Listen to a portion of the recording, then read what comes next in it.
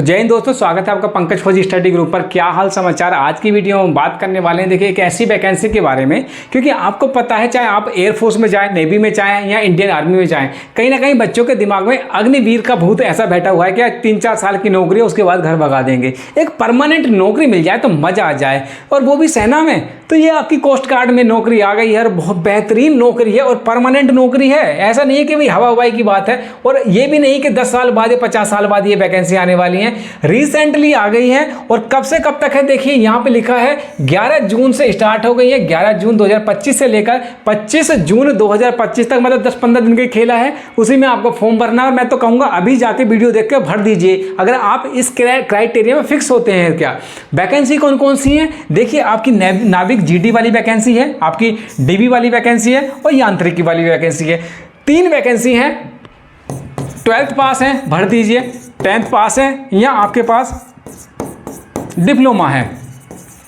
Diploma किस किस आपके पास होना चाहिए, किससे रिलेटेड देखिए, टेक्निकल है, मैकेनिकल है, इलेक्ट्रॉनिक है या टेलीकम्युनिकेशन है आपका, रेडियो और पावर वाला, ये आपके पास है। और 3 और 4 साल का आपके पास ये अप्रूव्ड है भाई किससे, AICTE से। तो आप इसके लिए एलिजिबल हो जाते हैं। मुझे लगता है आपको फॉर्म भर देना चाहिए। अच्छी वैकेंसी है, आपको कंसीडर करना चाहिए। अगर मैं इसमें बात करूं आगे कि किस तरह से क्या क्या रहने वाला है, तो देखिए ये कुछ डिप्लोमा का क्राइटेरिया है आपके पास। मैंने पहले भी बताया था कि ये अगर आपके पास डिप्लोमा तो इसका स्क्रीनशॉट ले लीजिएगा, ये वाला। अगर आपके पास इलेक्ट्रिकल है आप इसको भर सकते हैं, स्टेट को। मैकेनिकल है, स्टेट को भर सकते हैं। इलेक्ट्रिकल और कम्युनिकेशन, टेलीकम्युनिकेशन वाले ये भर सकते हैं। स्क्रीनशॉट ले लीजिएगा, आराम से देख के कि किससे आप संबंधित हैं, भर दीजिएगा। बढ़िया वैकेंसी है।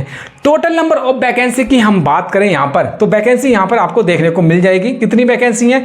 और इसमें सबसे बढ़िया चीज़ ये है कि देखिए पहले क्या होता था कि हर साल वैकेंसी निकलती थी, हर साल वैकेंसी निकलती थी। इस बार क्या क्या इन्होंने एडवांस में वैकेंसी निकाल दी है। 2026 वाली फर्स्ट इंटेक वाली, सेकंड इंटेक वाली सबकी मिक्स कर दी है। सबसे ज़्यादा जो फायदा हुआ है उसमें जीडी वालों को, जनरल ड्यूटी वालों को फायदा इसमें हुआ है। किस तरह से फायदा हुआ है एक बार मैं बता देता हूँ। देखिए जनरल ड्यूटी की यहाँ वैकेंसी कितनी है, यहाँ वैकेंसी देखेंगे 260 है। ये वैकेंसी देखेंगे 02 वाले में, यहाँ पर वैकेंसी कितनी है, 260 है। टोटल मिलाकर 520 वैकेंसी होने वाली है। एक बार एग्जाम देना है, 520 पे आपको डायरेक्ट फाइट देखने को मिलेगी। अगर आपका पहले वाले में नंबर आ जाता है तो फर्स्ट बार इस वाले बैच के साथ ट्रेनिंग करेंगे, सेकंड वाले में आ जाता है तो इसके साथ ट्रेनिंग करेंगे। पेपर आपको एक बार देना है। तो सबसे बढ़िया मजे तो इनके जनरल ड्यूटी वालों के आ गए हैं। अगर आप एलिजिबल हैं इस वैकेंसी के लिए तो आपको फॉर्म भरना ही चाहिए। आगे बात करें कि किस तरह से ये रहने वाला है, देखिए यहां पर हम बात करें एज की मैं सबसे पहले मैं आपको एज बता देता हूं। एज है इसकी 18 से 22 साल। अगर 18 से 22 साल जीडी वाले, देखिए मैंने तो पहले ही बताया था कि 2 तरह की 2 नोटिफिकेशन एक साथ निकाल दिया है। एक 01/26 है और एक 02/26 है। ये पहला इंटेक वाला मान लीजिएगा, ये दूसरा इंटेक वाला मान लीजिएगा। और जीडी में दोनों की वैकेंसी है, 01/26 में भी, 02/26 में भी वैकेंसी है। तो उनके लिए तो दोनों हाथों में लड्डू ही लड्डू हैं। अब एज की गणना कब से की जाएगी, एज की गणना की जाएगी 1 अगस्त 2004 से लेकर 1 अगस्त 2008 के बीच में आपका जन्म हुआ है तो आप इस वैकेंसी को डायरेक्टली भर सकते हैं 10th 12th और डिप्लोमा के साथ। वैकेंसी मैंने बता दी है। जनरल ड्यूटी की आपकी दोनों मिला के 520 हो गई हैं। डीवी की जो वैकेंसी है 50 वैकेंसी है आपकी। यहाँ पर देख लीजिएगा मैकेनिकल, यांत्रिक मैकेनिकल आपकी 30 वैकेंसी है और अदर वैकेंसी यहाँ पर है। जोन वाइज ये निकला हुआ है, जोन वाइज है। एक बार जोन वाइज यहाँ पर देख लेंगे किस तरह से वैकेंसी है। यहाँ पर आप सोच कर देख सकते हैं। देखिए नॉर्थ है, वेस्ट है, ईस्ट है, साउथ है। ये जोन वाइज है, किस जोन में आप आते हैं उससे रिलेटेड आप फॉर्म भर देंगे। अगर यहीं पर बात करूं कि इसका सिलेक्शन प्रोसीजर क्या रहने वाला है, तो सिलेक्शन प्रोसीजर आपको 3 से 4 टेस्ट में हो जाएगा। First, second, third and fourth, 4 में आपका कंप्लीट हो जाएगा। 4 में आप सिलेक्शन ले सकते हैं। पहले में जो होगा आपका CBT होगा। आपका पहले में क्या होगा, CBT होगा। इसी का खेल होने वाला है कंप्यूटराइज्ड आपका ये होने वाला है बेस्ड ऑनलाइन एग्जामिनेशन। ये आपका होगा कंप्यूटराइज्ड बेस्ड ऑनलाइन एग्जामिनेशन। इसी की सारी मेरिट लगने वाली है, इसी का सब कुछ खेल यहाँ पर होगा। आगे बात करते हैं और आपको बताते हैं कि सेकंड स्टेज पे आपको क्या करना होगा। सेकंड स्टेज पे आपका डीबी होगा, सारे डॉक्यूमेंट्स आपके वेरिफिकेशन किए जाएंगे। उसके बाद आपका जो एग्जाम होगा, रिटन एग्जाम में क्या कुछ पूछा जाएगा एक बार मैं वो दिखा देता हूं कि दो तरह से होने वाला है, एक डीबी वाला होगा और एक होगा जनरल ड्यूटी वाला। तो पहले डीबी वाले की बात कर लेते हैं। सेक्शन 1 में आपका क्या रहने वाला है, सेक्शन 1 में आपको 60 आपके मार्क्स होने हैं, मैक्सिमम 60 मार्क्स। मैथ आपका 20 नंबर का और साइंस आपका 10 नंबर का। मैथ होगा नॉन एडवांस, मतलब प्रॉफिट एंड लॉस या एवरेज का सवाल पूछ लिए, परसेंटेज के सवाल पूछ लिए, उस तरह के सवाल होगा। इसमें अलजेब्रा, ट्रिग्नोमेट्री मतलब एडवांस मैथ नहीं होगा। यहाँ पे लिखा हुआ है क्लास 10th सिलेबस से रिलेटेड ही आने वाला है। और ये क्या है, ये है आपका डीबी वाला। डीबी वाले बच्चे जो है यहाँ पर आप देख सकते हैं, डीबी मतलब यहाँ पे लिखा था आपका ये नाविक डीबी वाले जो बच्चे इसको देख सकते हैं। अगर यही बात करें हम आगे तो देखिए वहाँ पर हमने क्या किया था, मैथ का और साइंस का पोर्शन था। उसके बाद आपको 15 नंबर का इंग्लिश, 15 नंबर का इंग्लिश हो जाएगा। उसके बाद आपका रीजनिंग हो जाएगा, जीके हो जाएगा। 60 क्वेश्चन होने वाले हैं, 45 मिनट मिलने वाले हैं। उसके बाद जैसे डीबी वाले करेंगे, उसके बाद सेकंड एग्जाम जो होगा जीडी वालों के लिए, सेक्शन 1 सेकंड वाला, इसमें क्या कुछ होगा, मैथ 25 नंबर का और फिजिक्स 25 नंबर का। लेकिन यहाँ पर नोट कीजिएगा जो मैथ है 25 और फिजिक्स 25 नंबर, ये तो सब कर लेंगे, लेकिन डिपेंड करेगा कि कौन आपको 30 मिनट में कर देगा। मेरे भाई 50 क्वेश्चन है, 30 मिनट में ये कंप्लीट करना है। और जो होगा ये होगा आपका class 12th and physics syllabus. जिसके पास मैथ और फिजिक्स जिसने अच्छे से किया है वो यहाँ पर लपेट देगा। और समय देख लीजिए 30 मिनट है और 50 क्वेश्चन है। यहाँ पर बच्चे मार्क खाते हैं सबसे ज़्यादा, तो इसको जो बच्चा निकाल पाएगा वही आगे बढ़ेगा। मैं चाहूँगा कि अगर आप रीजनिंग में कमज़ोर हैं और रीजनिंग की आगे बात करेंगे, ये अग्रवाल एग्जाम कार्ड का मिशन सिलेक्शन चल रहा है। इस पर आप 50% ऑफ मिल रहा है। 12 जुलाई से लेकर 19 जून तक, 12 जून से लेकर 19 जून तक ये रहने वाला है। इनकी वेबसाइट www.examcard.in ओनली, इसी पर ये सब जितने भी आप बुक्स देख रहे हैं वहाँ पर 50% ऑफ के साथ मिलने वाली है। इसको आप परचेस कर सकते हैं। लिंक मैंने बढ़िया बुक्स होने वाली है, इन्हीं की साइट पर जाकर सकते हैं। इसका लिंक मैं दे दूंगा डिस्क्रिप्शन में। इसके साथ साथ एक और है फतेह कॉम्बो पैक। फतेह कॉम्बो पैक है, अगर आप रीजनिंग में वीक हैं तो ये बुक है आपके पास, अच्छी बुक है। पहले टेक्स्ट बुक लगाइए, क्वेश्चन बैंक लगाइए, उसको दोनों को कंबाइन करके जब पढ़ेंगे तो मज़ा कुछ अलग ही आएगा। किस तरह से बेनिफिट देने वाली है उसको देख लीजिएगा। पहले आप टेक्स्ट बुक लगाएंगे, हर चैप्टर के साथ शॉर्ट ट्रिक और प्रैक्टिस करने के लिए मौका मिलने वाला। कैसे होगा शॉर्ट ट्रिक, इसमें जो टेक्स्ट बुक है उसमें शॉर्ट ट्रिक दिए गए हैं शॉर्ट एग्जाम्पल के साथ, जिससे आपकी क्वेश्चन करने की जो आपकी स्पीड है वो इम्प्रूव होगी। जो शॉर्ट ट्रिक से आप करेंगे इम्प्रूव होगी। हर टाइप का क्वेश्चन कवर किया गया है ताकि कोई भी क्वेश्चन एग्जाम में छूटे ना।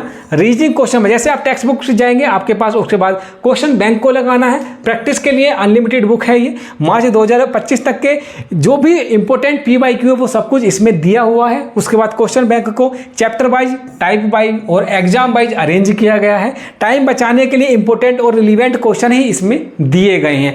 ये तो कर ली मैंने मोटी मोटी बात। अब किस तरह से आपके लिए बेनिफिशियल रहने वाली है, देखिए पहले टेक्स्ट बुक के एक एक चैप्टर को पढ़ें, समझे, ट्रिक के साथ उनको थोरोली क्वेश्चन को सोल्व करें। उसके बाद सीखें। उसके बाद सेकंड क्या है, उस चैप्टर के बाद क्वेश्चन बैंक से उसी चैप्टर के PYQ तुरंत प्रैक्टिस के लिए लगाएं।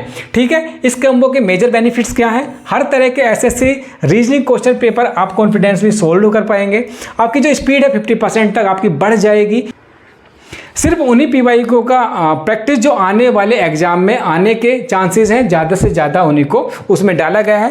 पहले अटैम्प्ट में ही SSC एग्जाम क्रैक करने के स्ट्रॉन्ग चांस हो जाते हैं अगर आप इस बुक को लेकर पढ़ते हैं। टेक्स्ट बुक हो जाएगा और बैंक हो जाएगा, दोनों को मिला के कंबाइन करके आप पढ़ सकते हैं। इनका कंटेंट देख लीजिएगा, theoretical, short trick, detail solution, text wise, ये सब कुछ इसमें दिया हुआ है। इसको आप परचेज कर सकते हैं। इसका लिंक भी मैं वीडियो के डिस्क्रिप्शन में दे दूंगा। अगर हम आगे बात करें और बात करते हैं कि नेक्स्ट सेकंड स्टेज पे कौन जाएगा, उसमें होगा आपका असेसमेंट टेस्ट। असेसमेंट टेस्ट में क्या कुछ होगा, देखिए जिस बच्चे ने स्टेज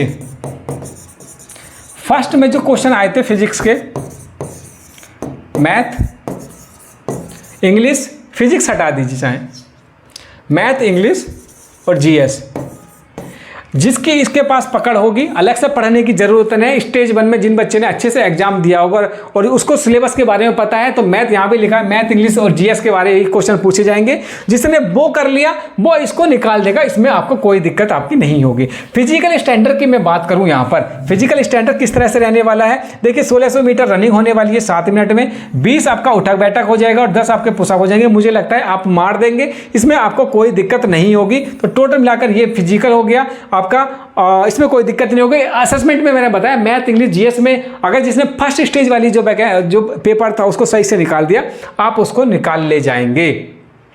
आगे बात करते हैं कि आपका आगे और क्या कुछ है। मोटा मोटा तो मैंने अधिकतर सब कुछ बता ही दिया है आपको। एक चीज़ मैं और बताना चाहूँगा कि इसका एग्जाम, क्योंकि बहुत से बच्चे इस गलत फहमी में होंगे कि सर हमने डिप्लोमे में एग्जाम मतलब डिप्लोमा एडमिशन ले लिया कि हम इसके लिए एलिजिबल हैं। बिल्कुल भी एलिजिबल नहीं हो आप। जिसने पास कर लिया है वही एलिजिबल है इसके लिए। आप 12th कर रहे हैं, आप 12th की वैकेंसी नहीं देख सकते हैं, इसमें आपको कोई संदेह नहीं होना चाहिए। अगर एग्जाम की बात करें कब से स्टार्ट हो जाएगा, तो आप दोनों ही मिड टर्म के लिए आप मिड और एंड सितंबर 2025 में आपको स्टेज 1 दिखाई देगा। जो पहले वाला होगा 1/26 वाला, उसका जो स्टेज 2 होगा मिड या एंड नवंबर में होगा। सेकंड वाले का मिड या एंड फरवरी 2025 में हो जाएगा। स्टेज 3 जो है आपका एंड फरवरी और एंड जुलाई 2026 में होने वाला है। काफ़ी बेहतरीन वैकेंसी है, एक बार कंसीडर कर लीजिएगा। इसका लिंक मैं वीडियो के डिस्क्रिप्शन में दे दूंगा, पीडीएफ टेलीग्राम पे प्रोवाइड करा दूंगा, वहाँ से भी इसको देख लीजिए, पढ़ लीजिए। फॉर्म में ऑनलाइन स्टार्ट हो गए, ये नहीं कि एक बार भरेंगे सर्वर डाउन हो जाएगा फिर दिक्कत में आ जाएंगे, तो भर दीजिए। कोस्ट गार्ड की परमानेंट वैकेंसी है, आप मजे काटेंगे, चौक से बढ़िया नौकरी है। अगर यहीं पर और कुछ है कि आपके लिए मैं देख लेता हूं, क्योंकि मोटा मोटा मैंने बता दिया है। फिर भी देखिए हाइट इसमें लिखा हुआ है, हाइट कितनी है, 157 सेंटीमीटर है, 157 सेंटीमीटर। और कंसर्न जैसे आप गोरवा या पहाड़ी एरिया से आते हैं तो उस तरह की छूट होगी, डॉक्यूमेंट्स आपके पास होना चाहिए, महिला इसमें नहीं डाल सकती हैं। और चेस्ट कितनी है, 5 का फुलाव इसके पास होना चाहिए, 5 का फुलाव है, चेस्ट मांगा है। और वेट हाइट जो हियरिंग की आपके नॉर्मल होनी चाहिए, और यहाँ पर आपका वेट का दे रखा है। आगे कुछ ऐसा है नहीं, वही है सब कुछ कि ऑनलाइन पेमेंट कैसे करनी है और कुछ नहीं है।